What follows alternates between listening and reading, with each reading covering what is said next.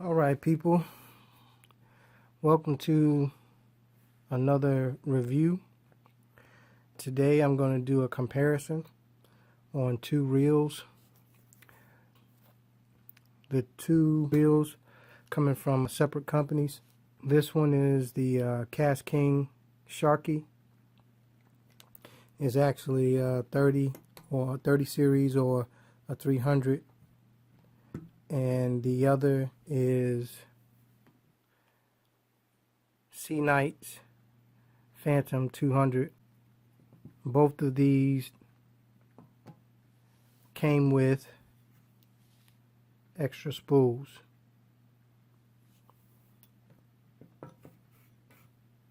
Okay, so first off the bat, first thing I want to say is that I am not affiliated or sponsored by anybody, either one of these companies.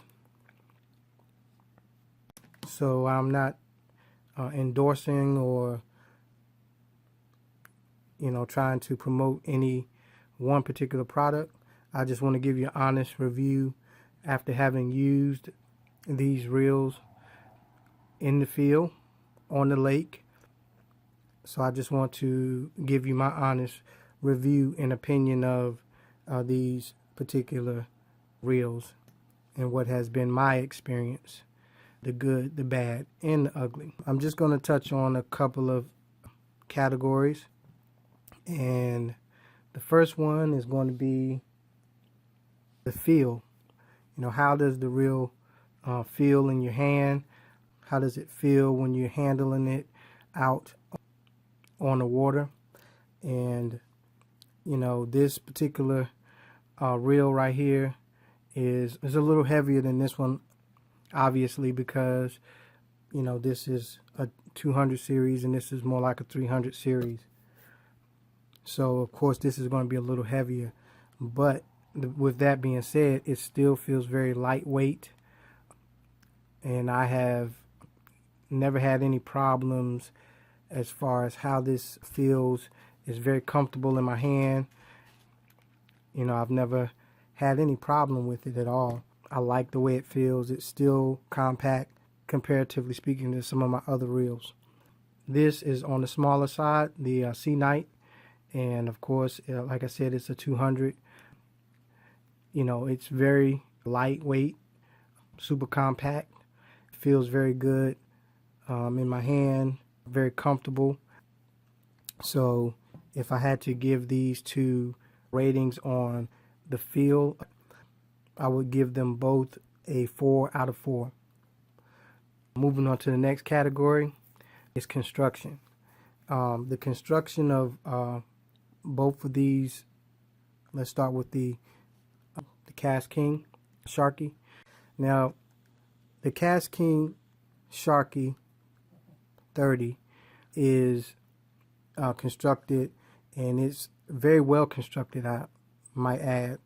And the the metal that they use is very durable, which I'm going to talk about in the next category. But the construction, it's well thought out construction, and when you take it out on the water, you can actually tell that this was very well constructed, and all of the components of this that are supposed to work, they work. I haven't had any malfunctions with this particular reel, and I'm very pleased with it. I haven't had any issues with it.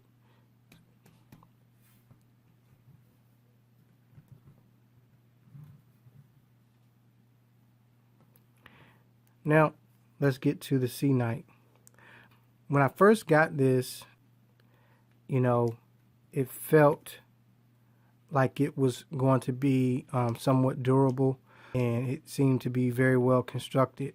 To a certain extent, I still feel that it is well constructed, but as the more and more I use it, the more concern I have, not necessarily the construction category, but more so in the durability category.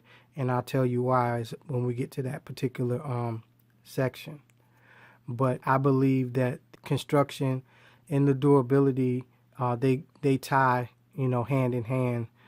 For the most part, the construction is, I wouldn't say that it's flimsy, but if I was to give it a rating, both of these a rating, I would say that the KastKing gets a 4 out of 4, and the SeaKnight, in my opinion, and that's due to my usage and the wear and tear that I personally put on these reels, I would say this would get a 3 out of 4.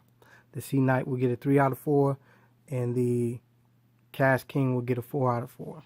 And when I say construction goes hand in hand with durability, let's see what I mean. Okay, one thing you should know is that I've had this KastKing probably going on a year and a half, maybe 2. And when I speak of durability, this thing has been dropped. This thing has been dropped in the water. This thing has been dropped on concrete. This thing has been through the rigors of being out and utilized. And what I can tell you is that, for the price point, you're getting a very good quality, well constructed, and very durable reel with KastKing, especially this one that I have. I say, this thing has stood up to some rigorous day in and day out usage. Now, when it comes to the SeaKnight, I feel like I have to be a little more ginger. I have to be more careful with this because it doesn't feel as strong and durable as the KastKing. It doesn't feel cheap, but at the same time, it doesn't feel as durable as the KastKing. And I've only had this, I got this at the beginning of this year, 2018. This is the extra spool, and as you can see, this is actually super glued back because this cracked. It's not as durable as this right here.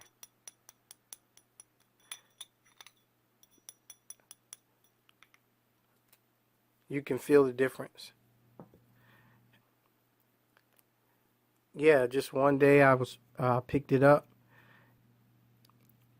and it just, it caved in right here, and this part broke. So, I'm pretty sure I could probably, reach out to the customer service because I've dealt with them before. And, one thing about SeaKnight is they do have very good customer service. But as far as the durability goes, because I just got this in 2018 as opposed to this, which is almost 2 years old, and this is already, broke, this is going to get, the KastKing is going to get a higher durability rating in my book. And so if I had to give them a rating, the KastKing would get a 4 out of 4 for durability, and the SeaKnight would get a 2 out of 4. Now let's go to the drag. On both of these, so far, I haven't had any issue. Both drags are very smooth. The KastKing, its drag is super smooth as well. Both of them in that category, I would give them a 4 out of 4. The drag is super important, and any fisherman, will tell you that to have your drag set properly and have a smooth drag, a drag that's working properly, is very important, so that you don't miss fish, so that you don't have malfunctions, and so that you don't, that big one, get away. You know, since the KastKing Sharky did so well, you know, for me and held up, you know, over these last couple of years, I went out and got a rod, it's a medium heavy, fast action. It's a nice rod. I've used it. It feels good. I have no complaints so far. Like I said, I was impressed with the reel, so I went out and purchased the rod.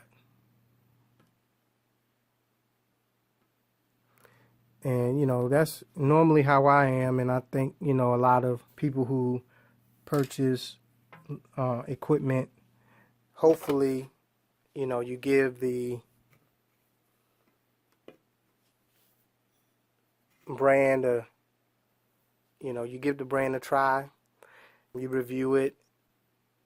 If it's something that impresses you, does well for you, and then you go out and you get more of it, instead of just taking someone's word for it. What I want you to know is, I'm not trying to sell this stuff. Don't go out and buy this stuff based on my opinions or my experience. If you desire to go out and get either of these reels, you may have a different experience than I would. I may be rougher on my equipment than someone else. So, you know, there's a lot of other factors to it. Do your own due diligence.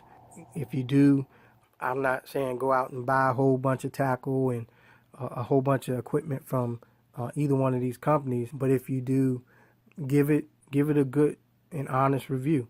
You know, and if it's something that's, you know, fits your needs well, then you know, maybe go out and get some more from that particular company. But I see a lot of people, they see someone else have something, and then because it's working for them, you know, or someone else is endorsing it, they might feel like, oh, well, maybe I should go out and get the whole shebang. You know, I'll go out and get the rod, the reel, you know, the line, the lures, and everything from that particular company. But do your homework, do your own due diligence, and be a smart consumer. You know, but like I said, this is my review. The good, the bad, and the ugly. It's not talking nasty about the companies at all. Hope that what I've shared may help someone. Thank you for tuning in. God bless you.